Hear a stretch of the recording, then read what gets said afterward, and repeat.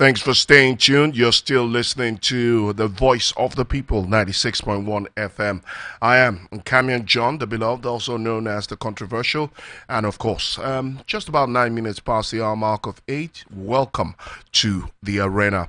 We apologize for starting the arena slightly behind schedule, but definitely had to take those messages and, of course, get us prepared for what promises to be an interesting and interactive engagement. Remember, the show is live and interactive, meaning that you can be part of the conversation right here on the arena. All you need to do is pick your phone and dial our studio line 0808 312 8618.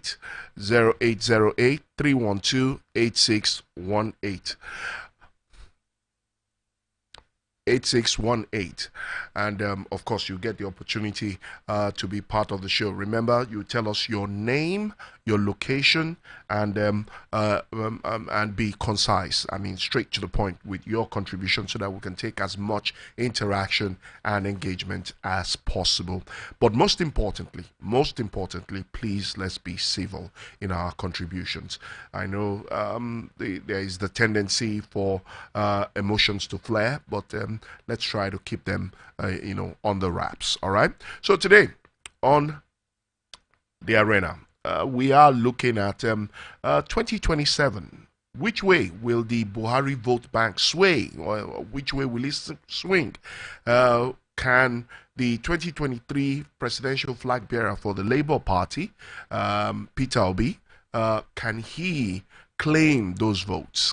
Will he be able, or if not all, most of it, a significant portion of those votes, if not all, most of it, a significant portion of those votes, or will the coalition, the ADC, as it were, and then the attention shifted?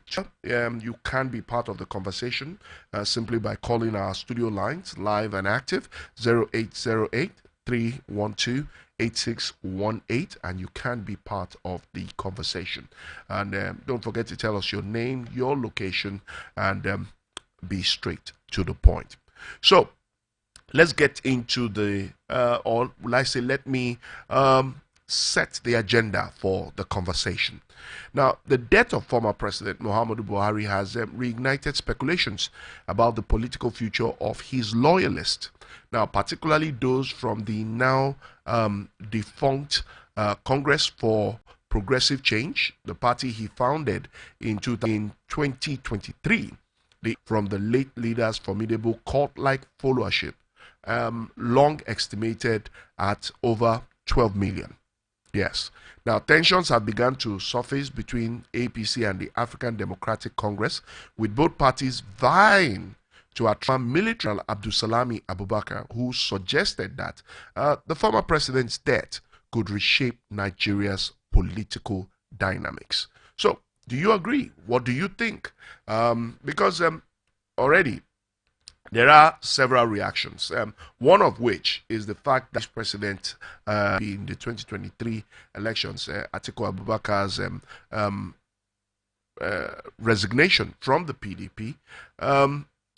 A social media analyst, Isaac Fayoshe, says that with the recent resignation of the former Vice President Atiku Abubakar, it would be expedient if the 2023 Labour Party candidate, Dr. Peter Obi, returns to the People's Democratic Party, PDP, in order to run for office.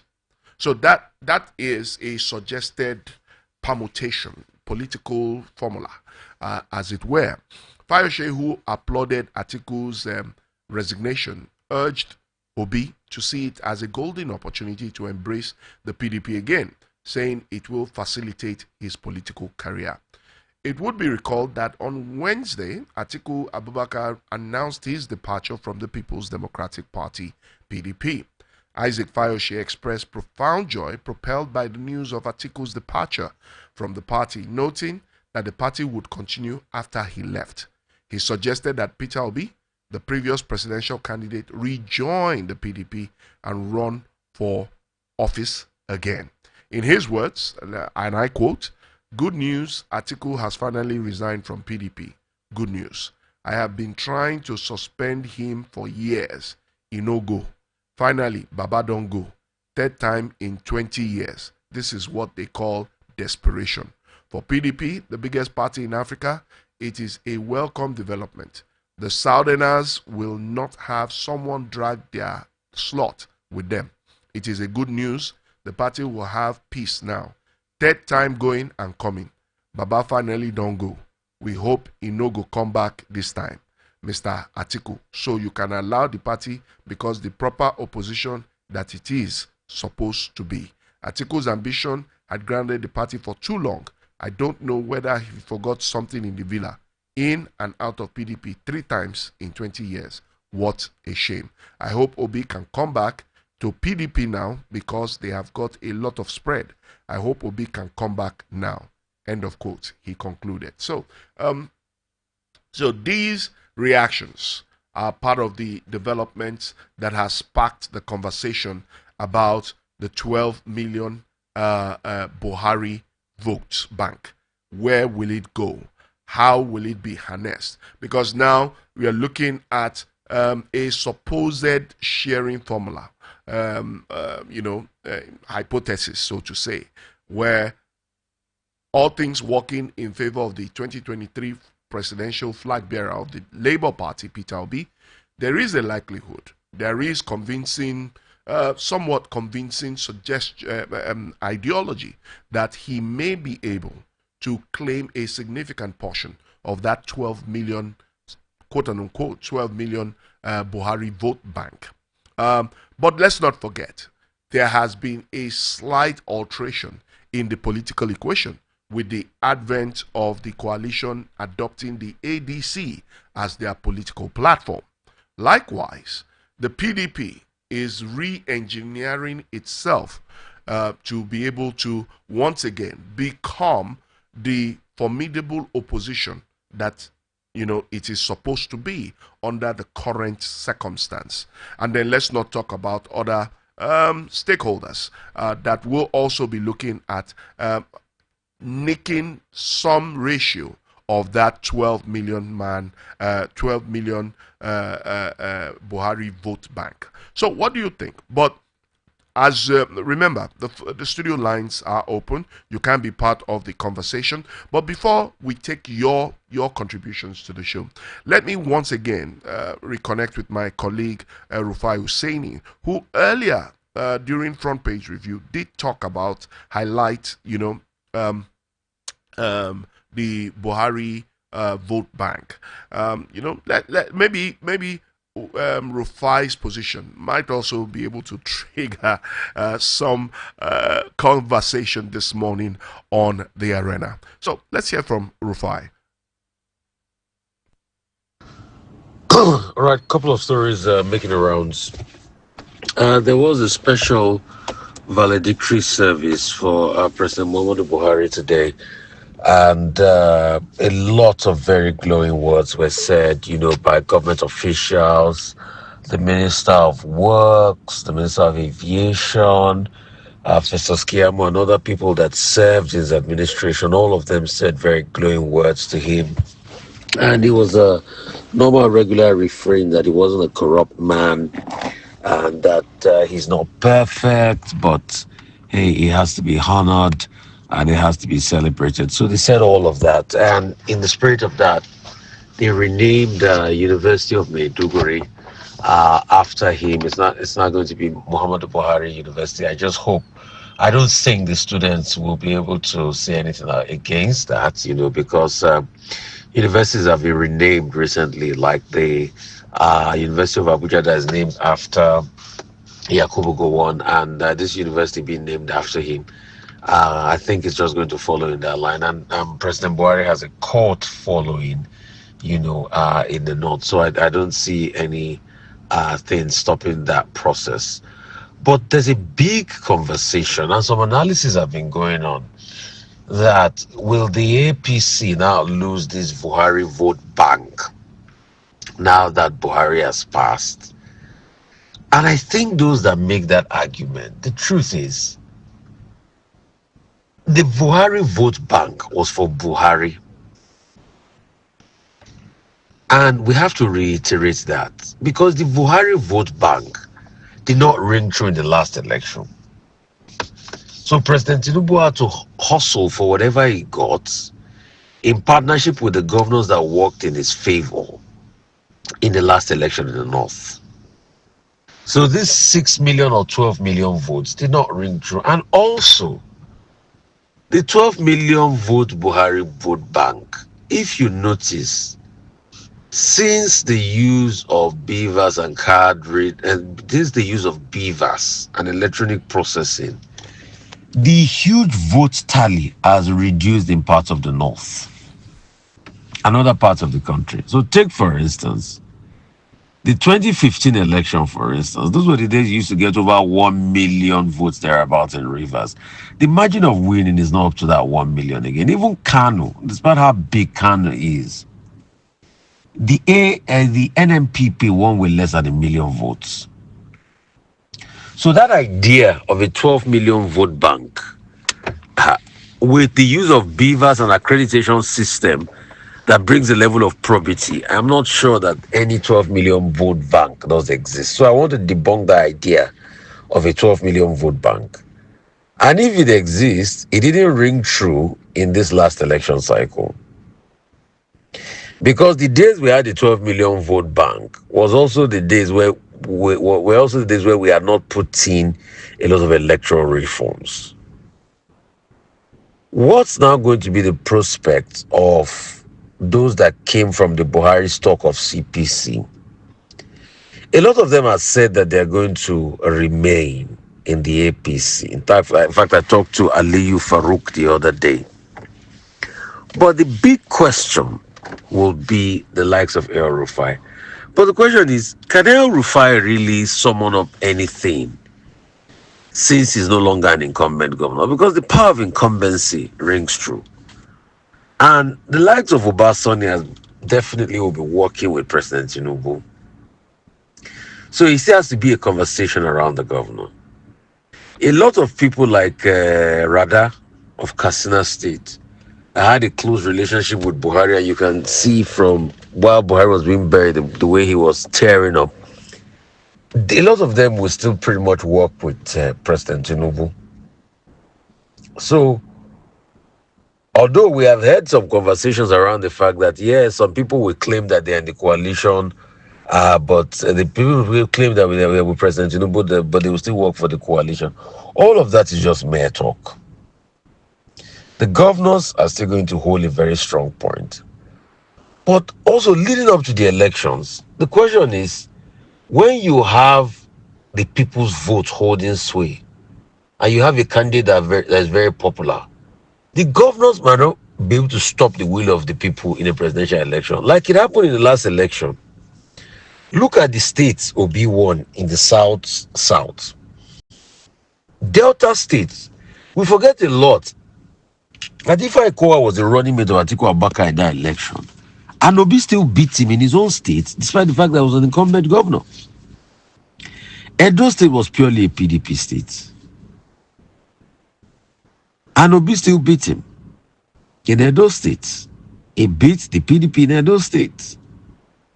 The question is, might that be the lot in this election? We don't know. Only time will tell. But when you also look at the analysis, there were incumbent governors like Umahi that tilted towards Asiwaju Bola Ahmed Tinubu, but he couldn't still win. Labour still took it in those southeastern states. Lagos, for instance, was an incumbent on APC. Labour still took it. And look at the case of Seyi Makinde. Anyway, that one worked for President Tinubu. So the election permutations are always very fluid. And I just hope this analysis is able to guide us as regards 2027. But most importantly, what are we doing as regards governance? That's the most important question. In the past few couple of days now, what have we done to fix the problem and the challenges people are facing? I think that's the fundamental question this administration will be judged by. Thank you so much, Rufai, for more or less, jump starting the conversation with your reactions and analysis on the build up to 2027. Who will win the Buhari vote bank? Will it be Peter Obi? Will it be APC? Or will it be the coalition?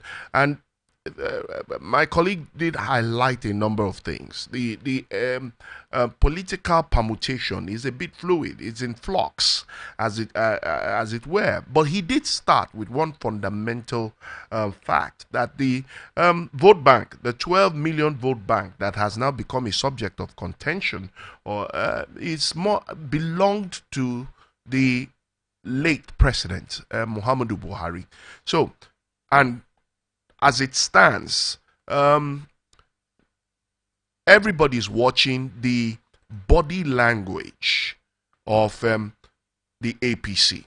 Why? Because, yes, the death of the former president has reignited speculations about the political future of his loyalists, particularly those from the now defunct Congress for Progressive Change, the party he founded in 2009.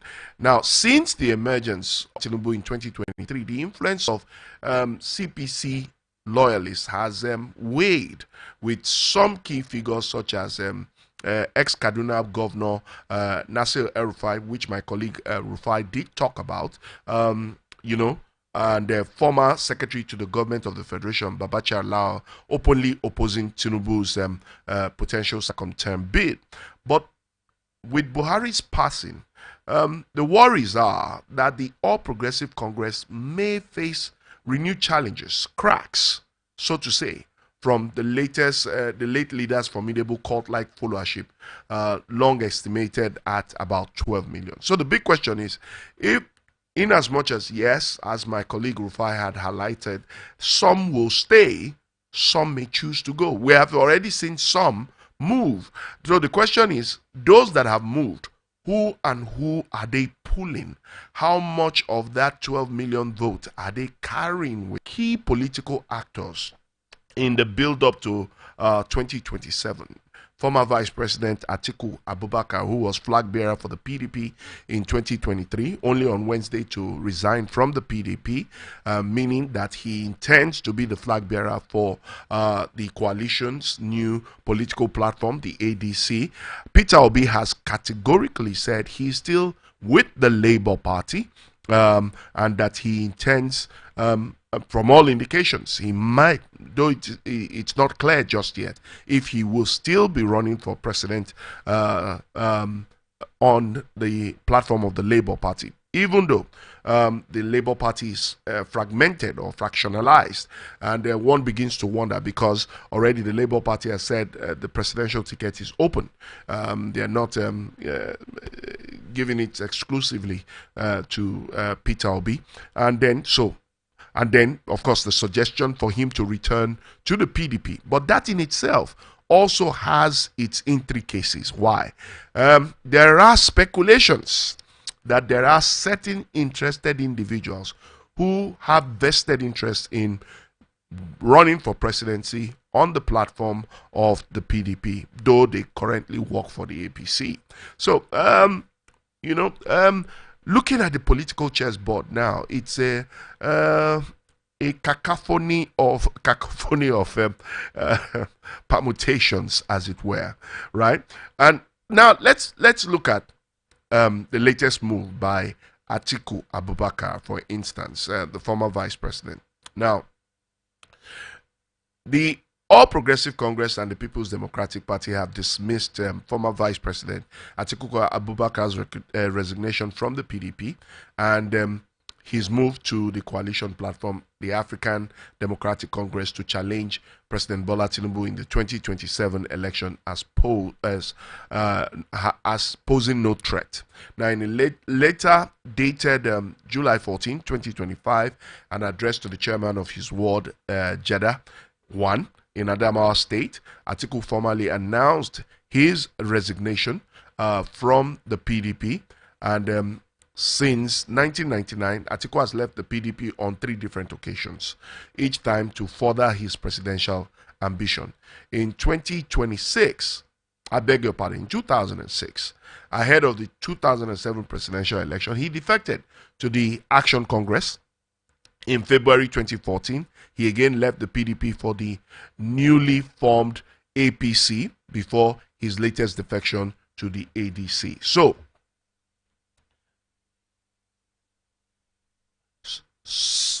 as it stands, Atiku is seen to be, I beg, pardon my grammar, seen to be a political prostitute. Frolicking with virtually any political platform that gives him any form of relevance, and this puts a big question mark on his, will I say, credibility as a viable presidential candidate for any political platform. And then that further pushes the question, or poses the question,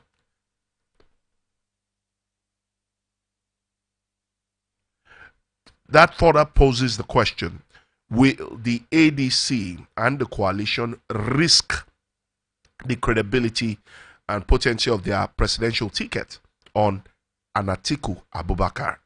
So these are all the questions that are begging for answers. But former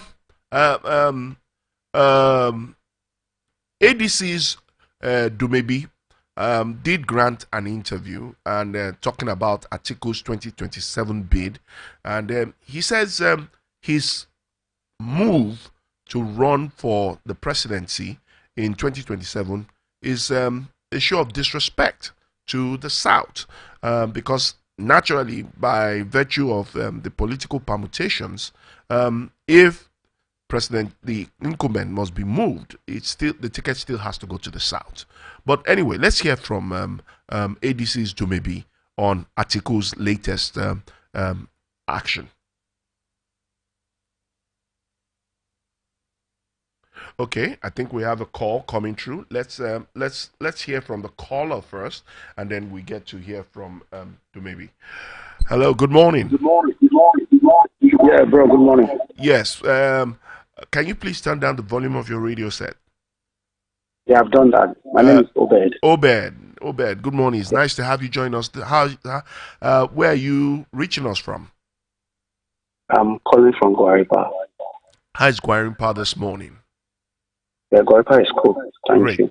Okay, Obed. We're still getting a little haul back. Just turn down the volume a little bit and go ahead with your contribution. All right, that's cool.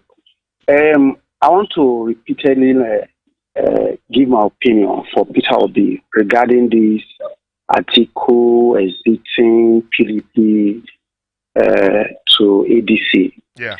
See, I have said it over and over again. I just hope the advisors to or able Peter Obi should be able to advise, or him personally should be able to advise himself. Some of these permutations, those politicians, especially the people that have moved to form this ADC or coming together in the name of Rescue Nigeria. Yes. Right? From the incumbent, from APC. See, I tell you what, Peter Obi should not allow himself to be used. I have said it. Nigerians have said it, that Peter Obi should stay alone.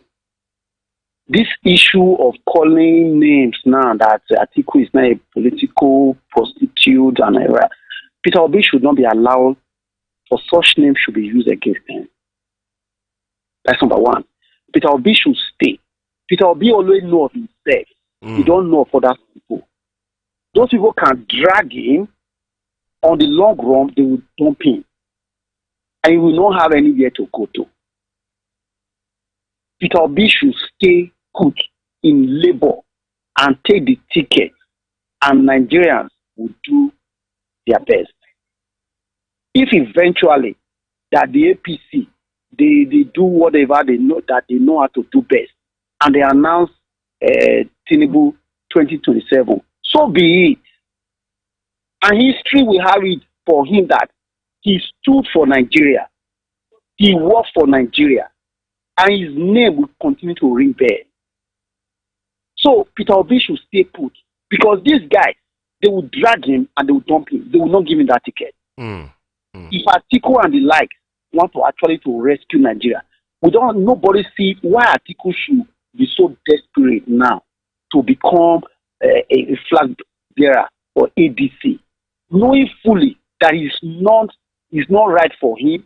It's not, I don't even know the right word to use now. So if you say he wants to rescue Nigeria, he should support the candidate that the whole country loved. Okay. Let's look at the Buhari vote bank. 12 million supposed. My brother, do you see Peter Obi, claiming a substantial portion of that vote bank? See, you and I know when it comes to election, the practice there on the northern side is not the same practice on the other side of the country. You and I know. Yeah. We have seen it that teenagers or infants or whatever, they vote during election. We saw videos. Is that what is applicable in other parts of the country? What is the vote bank? 12 million. Is the 12 million genuine? What am I talking about? We should forget about those vote bank. It shouldn't even form discussion that we should even be discussing ourselves. So we should be talking about the matter. It shouldn't be part of the equation. It should not be, because it's not a genuine discussion. It's not a genuine something that we should be discussing. What make up the 12 million votes? The 12 million votes, are they genuine? These are just human calculation that 12 did not. They have 12 million votes. If you actually carry out the register, the voter register, and you do forensic analysis of it, are they genuine? All right. Obed, thank you so much. Thank you so much. I appreciate your contribution this morning. Thank you so much. Thank you.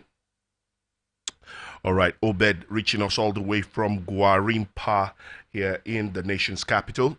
0808 312-8618. That's the number, and you get the opportunity to be part of the conversation this morning. We are looking at 2027. Who will win the Buhari vote bank?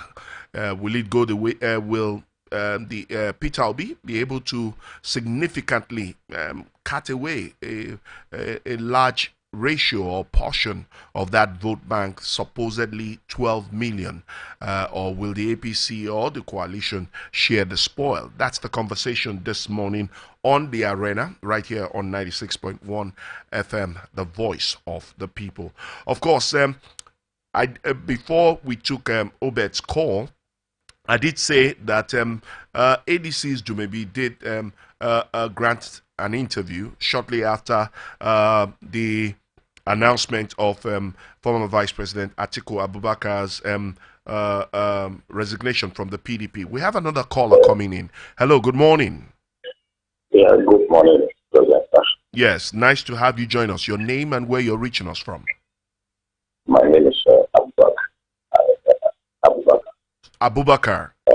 Okay, yes. Okay, Abubakar. Garki, Garki, nice. yes. I hope you're part. Okay, all right. So Abubakar, please go ahead. Straight to the point. Yeah. Thank you very much. Talking about the alleged of something else and how it is going to be shared by the politicians that are calling for different office. I want to agree with your last speaker. Okay. That some of us don't believe that that's a contract which is there. And besides that, I want to believe that Peter Obi will not be able to get a large chunk of whatever votes Buhari may have left behind for some reasons. Okay. Some of those reasons are that I think from from the perspective of some of us, Peter Obi has not been able to break into the northern enclave. Mm. It's more a southeastern presidential aspirant. So you don't see Peter Obi as a national figure, politically. He's not in. You don't see him as a national figure. Yes, politically, Peter Obi, I will be reluctant to describe him as a national figure. Okay. Yes, he's almost 100% southeastern and south-south, and maybe pockets of president in southwest. Then, I think the person, the position that would benefit most from the remnants of Buhari's quote Yes. left behind might be Tinubu. Why? It's going to depend on the way the after demise life of that is this period we have, the life without Buhari, how these politicians are going to manage it. For example, you see that the way those politicians attended the burial, then Tinubu has smartly taken the first shot by naming the University of Medina after Buhari. And I foresee Tinubu being an active politician to take more steps. Now, I wonder how will Obi be able to beat such steps. And you know, to some extent, the Northerners, they believe in what they can see rather than what they can hear. Yeah. So now, then Atiku, like our brother also analyzed just now, that description, which we may be sorry to say, political prostitute, seems to fit him very well. And all his moves so far perfectly define political desperation. And Nigerians are not looking for desperation. I remember in this country, the more you look for power, the more they deny you of the power.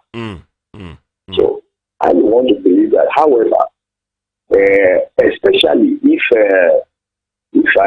Kwakwanso did not go back to APC, yes, Obi will have some bite in that remnant of late President vote bank.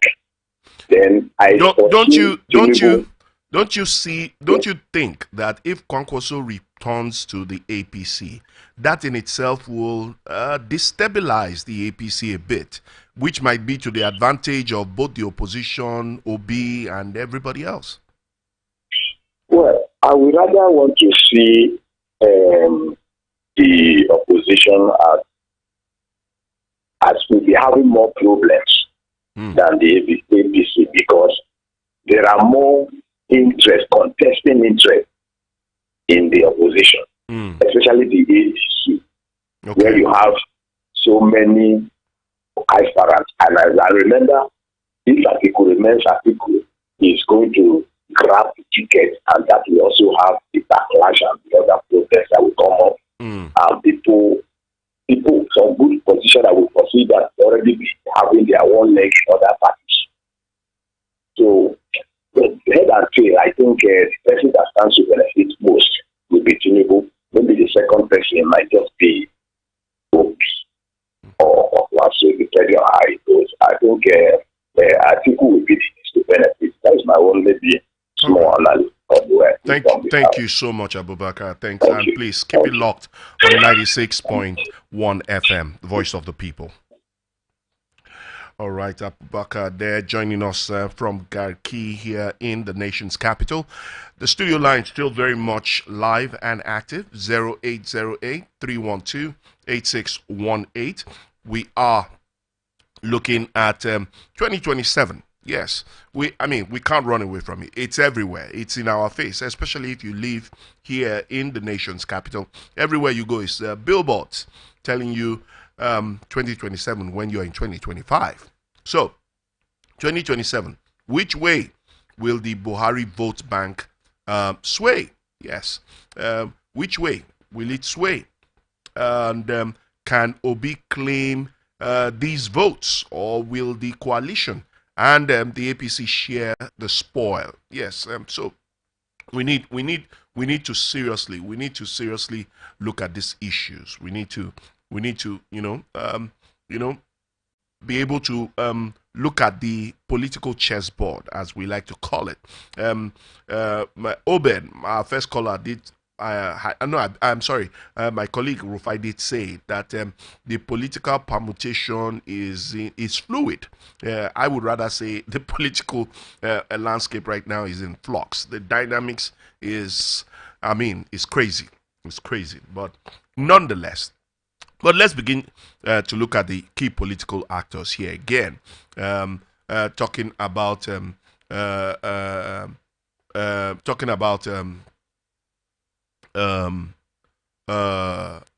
Atiku Abubakar, Peter Obi, of course, the man in the mirror, or will I say the man in the shadow, that nobody seems to truly understand what his end game is. The former minister of the FCT, former governor of Kaduna State, in the person of Nasser El-Rufai, and of course, how can I forget our own brother from the South, talking about Rotimi Amechi. Now, I have been in conversations where some schools of thought, political schools of thought, have said a Rotimi Amechi will probably be a better ticket for the ADC, rather than Atiku Abubakar. But the question is, will it be deja vu for Rotimi Amechi again with the ADC, especially after what happened in 2023 and led to Bola Tinubu ending up gaining the ticket for the APC, and of course eventually becoming president of the Federal Republic. But let's check out this conversation. Who will win the you understand? Let's check out this conversation by Dumebi of the ADC, as he gives his thoughts about Atiku, and he's following his recent move of resigning from the People's Democratic. Don't forget, this is the third time or fourth time now in 20 years, all in a bid to fulfill his presidential ambition. Now, I don't think we can hold it against Atiku Abubakar for wanting to, pursue his political career, as it were. But I think it's also important that we look at what that portends for the party, the political platform that he wants to pursue that ambition with. And I think it's important that we examine all of these elements. So let's hear from Dumebi.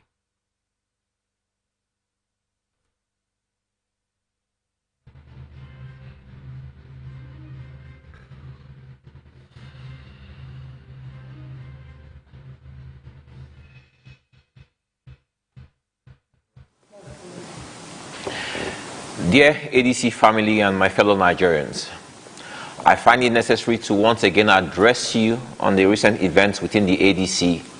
But before I get into that, let me state the following. I am an Igbo man from Manchubo in Delta State of Nigeria. I am a full-blooded Nigerian and have the right to aspire to the highest office in the land. The presidency is not and will never be the birthright of one section of this country, no matter how much propaganda they spread. There's a lot of deliberate misinformation going on by these agents of destabilization, masquerading as a political coalition. There is a clear difference between a political coalition and a political gang. The first has noble ideals, while the gang seeks power for personal gains. What we have here today is a gang unable to survive outside political office, seeking to hijack the ADC as a means to revive their personal economies. They are truly on a rescue mission, but it's a mission to rescue themselves from the harsh economic realities which they themselves created for our nation. They accuse me of being a paid spokesperson for President Tinubu, and my response is this: it will be an honor to be a spokesperson for the president of the largest black nation on earth. But unfortunately, that's not who I am. Political jobbers who have no visible means of livelihood are always eager to tar others, but I remain unfazed. They are not. I can call myself the president of America till I am blue in the face, but it doesn't make it so. They are offering some of the state chairmen as much as 20 million naira to resign their positions, which goes to show that their intentions are not honorable. My question to this gang is this: if you succeed in paying off all the ADC party officials at state and local government levels to resign, what next? Our constitution still doesn't allow you to assume their offices. Rescue mission on fraudulent misrepresentation, it just shows who you really are. The imposter who claims he's their spokesperson made bold to say that I am merely the former presidential candidate of the party and not a party official. His pedestrian argument is that only party officials can challenge party affairs. This is the same elitist ignorance that brought Nigeria to this point, where we believe Nigeria is only for the rich and powerful. Balaji, please be informed that every member of our party, no matter how poor you people have made them, have a say in the ADC. This fake coalition is staging events in different parties to the ADC. This is the typical strategy of these old politicians, and whose antecedents this was most unjust and unfair, and led to the current disintegration. This is really uncharitable of him. And of course, also his opinion about the recent move made by former Vice President Atiku Abubakar. I also want to read the comments by one of our viewers and fans who's watching. Don't forget to like, follow, share for your comments. He says, Peter Obi won last 2 years. He will win again. I like the confidence of the obedience and those who have found confidence in the person of Peter Obi, the 2023 presidential flag bearer of the Labour Party. Well, time not our friend, and like I like to say, even when the conversation goes off the air, even when the show goes off the air, the conversation continues online. That's why we are live and interactive on all our social media platforms, and you should do well to become part of our growing online community by following, liking, sharing, and most importantly, subscribing to our YouTube channel so you can be part of the conversation.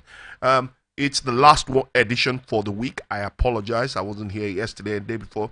Been a bit under the weather, and if you're listening, you could tell that I'm still on the path to recovery, trying to get back on that treadmill again. Okay, but hopefully Monday we'll be back with an incisive, interactive, engaging